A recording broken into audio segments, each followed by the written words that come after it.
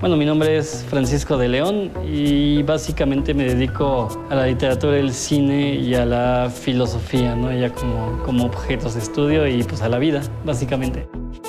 Siempre he establecido un vínculo muy fuerte, muy extraño con la literatura inglesa de los siglos XIX y XX, y en particular con Frankenstein de Mary Shelley. Vaya, Mary Shelley logra una novela extraordinaria, una novela que hasta la fecha podemos seguir interpretando de una y mil formas, desde la creación de el Dios con el hombre, desde la liberación de ese hombre. No es vano que lo primero que hace Mary Shelley en su novela es poner un epígrafe del paraíso perdido, ¿no? de John Milton, en donde Adán reclama a Dios el que lo haya creado. ¿No? Dice, ¿por qué me creaste? Yo no te pedí esto, no te pedí que me sacaras del barro, no tenías por qué hacerlo. Entonces ahí la primera alegoría que quiere utilizar Mary Shelley es más que clara, pero también funciona como una alegoría de la modernidad, ¿no? Es el primer monstruo que no es un fantasma, y más estamos en pleno gótico, ¿no? Estamos en pleno movimiento de la literatura gótica en Inglaterra, pero la diferencia con el monstruo de Frankenstein es que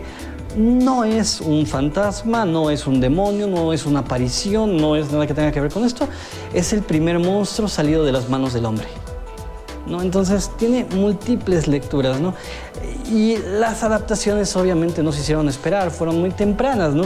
Mary Shelley de hecho pudo ver la primera adaptación teatral. En cine evidentemente la mujer ya llevaba cuantas décadas muerta cuando aparece el cinematógrafo, pero es curiosamente el estudio Edison el que lanza la primera versión de Frankenstein. Es una versión ingenua, corta. Evidentemente Edison metió un poco de tijera por ahí, ¿no? Que el director no estaba muy conforme con ello, pero le parecía a Edison, con esta moralina gringa que le caracterizaba, le parecía un tanto atrevidas algunas de las escenas que se habían filmado. Estuvo perdida mucho tiempo, ¿no? Así que ahí debemos agradecerle la aparición de los medios electrónicos, ¿no? Yo la primera vez que la veo es gracias a YouTube, ¿no? Ya ahorita ya se consiguen copias en una calidad mucho mayor.